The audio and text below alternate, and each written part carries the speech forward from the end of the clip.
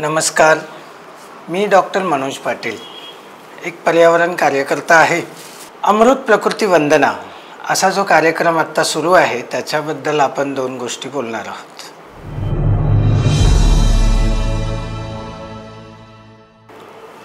अमृत प्रकृती वंदना ह्या तीन शब्दामध्ये प्रकृतीला वंदना आहे हे आपल्या लक्षात येतं आणि प्रकृती अमृतमयी आहे, आपल्याला जे हवं आहे ते देते हेही आपल्या लक्षात येतं.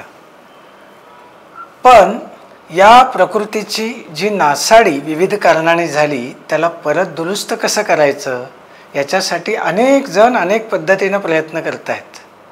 त्या प्रयत्नांपैकीच हा एक प्रयत्न आहे अमृत प्रकृती वंदना. ह्यातला अमृत हा शब्द जो आहे तो एका दुसऱ्या संदर्भानं या नावामध्ये येतोय. अमृता देवी बिश्नोई राजस्थानमधली 18व्या शतकातली एक महिला आहे. खेडजडी नावाचं एक गाव आहे. महाराजांना असं वाटलं की आपण एक राजवाडा नवीन बांधूया आणि नवीन राजवाडा बांधायचं म्हटल्यावर त्यासाठी लागणारं लाकूड पाहिजे आणि लाकूड पाहिजे म्हटल्यानंतर तर जंगल तोडावं लागणार आणि जंगल तोडायचं म्हटल्यावर त्यांची स्वारी निघाली खेजडीची झाडं तोडायला. खेजडली या गावामध्ये जिथं अमृता देवी बिश्नोई राहत होत्या. त्यांनी या लाकूड तोडण्याला जंगल तोडण्याला विरोध केला आणि विरोध असा केला की त्यामध्ये 263 महिलांचं आणि मुलींचं प्राणार्पण झालं. त्याच्यात म्हणतात शिर साठे रुख राहे तो भी सस्तो जान, म्हणजे आपली मान कापली गेली तर चालेल पण झाड वाचलं पाहिजे आणि तसं झालं तर हा सस्ताच सौदा आहे असं म्हणायला हरकत नाही, अशी तिकडे म्हण आहे. आणि या अमृतादेवी बिश्नोई आणि त्यांचं बलिदान जे 1730 साली झालं त्याचं स्मरण म्हणून आपण हा अमृत प्रकृती वंदना साजरा करतोय 15 सप्टेंबरपासून 30 सप्टेंबरपर्यंत. याच्यामध्ये आपण काय करतो? प्रकृतीला वाचवण्यासाठी जे काही करायचं ते सगळं करतो. पण प्रतिकात्मक रूपानं करतो का? नाही. उत्सवात्मक रूपानं करतो का? नाही. केवळ चर्चात्मक रूपानं करतो का? नाही. तर आपण व्यावहारिक अर्थानं काय करायचं ते करतो. म्हणजे व्यक्तिगत पातळीवर मी माझ्या जीवनशैलीमध्ये पर्यावरणाला वाचवण्यासाठी काय काय करणार, अगदी माझ्या घरामध्ये काय करणार, माझ्या व्यवसायाच्या ठिकाणी काय करणार आणि समाजात वावरताना काय करणार.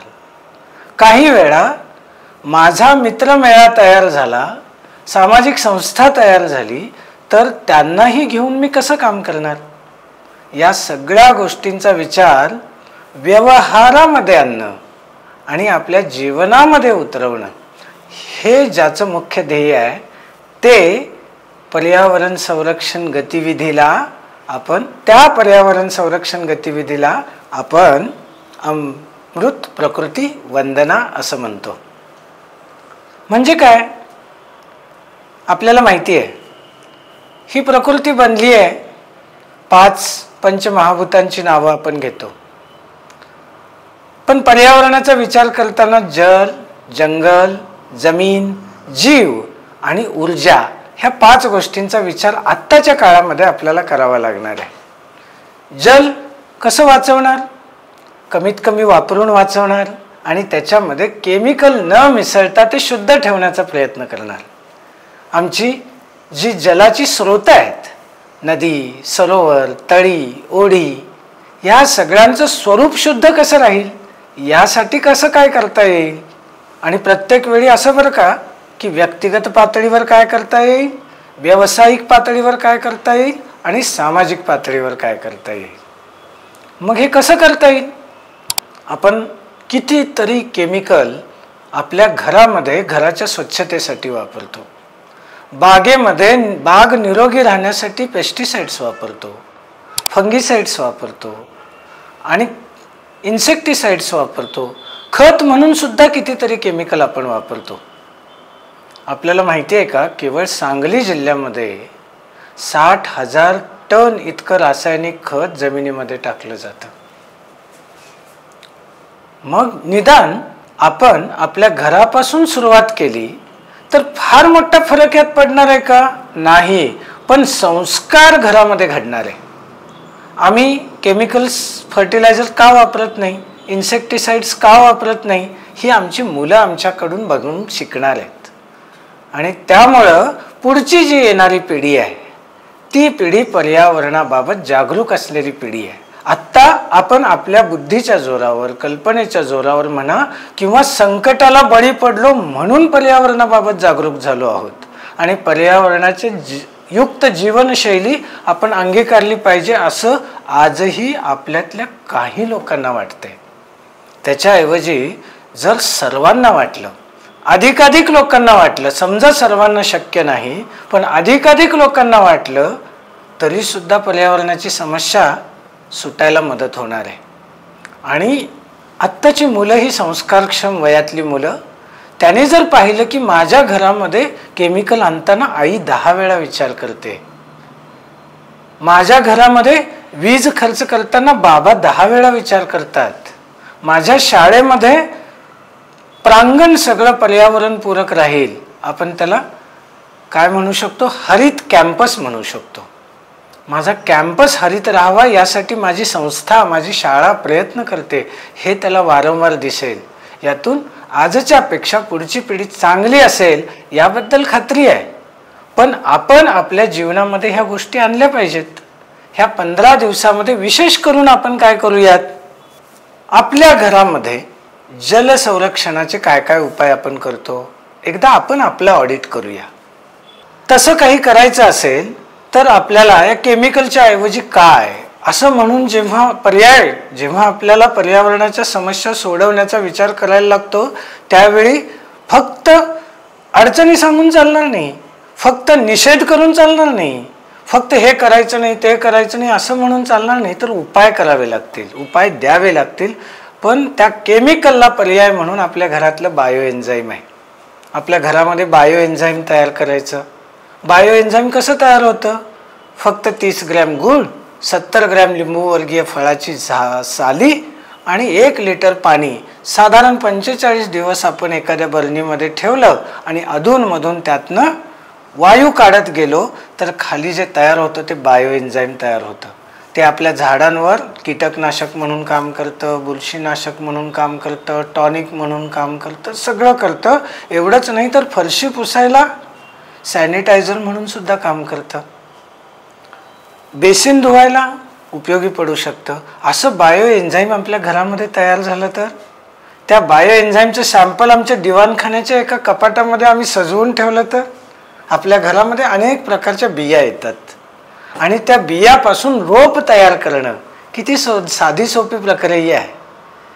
पण ती रोप तयार करून आपण गिफ्ट करू शकतो किंवा मोठी झाल्यानंतर योग्य ठिकाणी शिफ्ट करू शकतो.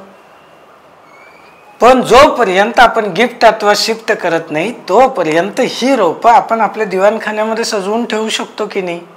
आमच्या घरचा TV इतका छान आहे, आमच्या घरचा AC छान आहे, फ्रीज छान आहे, वॉशिंग मशीन छान आहे, पण आमच्या घरामध्ये कचऱ्याच्या व्यवस्थापनामध्ये इकोब्रिक तयार झालेले आहेत. एक कण प्लास्टिकचा कचरा आम्ही मातीमध्ये मिसळत नाही. छोट्यातला छोटा पॉलिथिनचा तुकडा सुद्धा आम्ही एका रिकाम्या पाण्याच्या रिकाम्या बाटलीमध्ये भरतो आणि ती बाटली आम्ही दिवाणखान्यामध्ये ठेवतो आणि ती मिरवतो.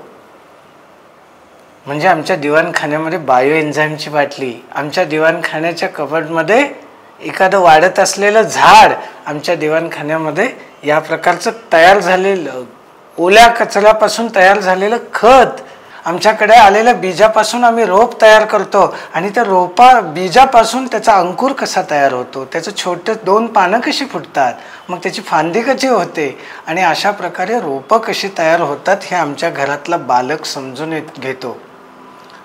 आपण बऱ्याचदा विचार करतो की आपल्या मुलाला आपण हवं ते देऊया, सर्व काही शिकवूया, पण हे जीवनाची प्रक्रिया शिकवणं किती महत्त्वाचं आहे बरं. आणि जीवनाच्या प्रक्रियेमध्ये मला हवा लागते, मला पाणी लागतं, मला सूर्यप्रकाश लागतो, मला माती लागते, मातीमध्ये अन्न असायला लागतं.